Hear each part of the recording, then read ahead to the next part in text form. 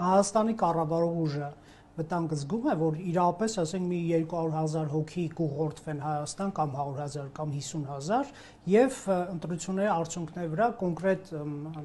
ընդդիմադիր ուժերի հոգուտ կբերեն ի վնաս ձեր տոկոսների չես։ Եթե 200,000 հոգին գան Հայաստան, արդյունքում քաղաքացիական պայմանագիր կուսակցությունը կստանա մոտավորապես 150-ից 170,000 ավելի քվե 200,000 հոգուց։ Այո, շատ վստահ։ Բայց համար չեն հավաքագրում, եթե նկատել եք։ Բայց իրենք քանի որ շատ ապիկար են, ինչպես փորձը ցույց է տվել աշխարհի տարբեր երկրներում,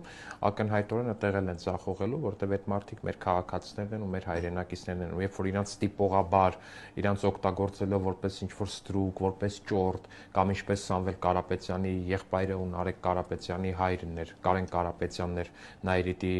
աշխատակիցներին ասել համբալ, այդպես վերաբերվելով այդ մարդկանց, ակնհայտ է, որ այդ մարդիկ երախտագիտությամբ չեն պատասխանելու դրան, ել չեմ ասում, որ գալու են իրանց գյուղ ու տեսնելու են, որ գյուղում 40 տարի մանկապարտեզ չի եղել, հիմա կա մանկապարտեզ, գյուղում 40 տարի ջրագիծ չի եղել, հիմա կա ջրագիծ, գյուղի ճանապարհը վերջի անգամ սովետի եսին որ թվերին էր վերանորոգվել, հիմա հիմնանորոգված պատրաստի ճանապարհ է, գալու ա տուն տեսնելու ա, որ իր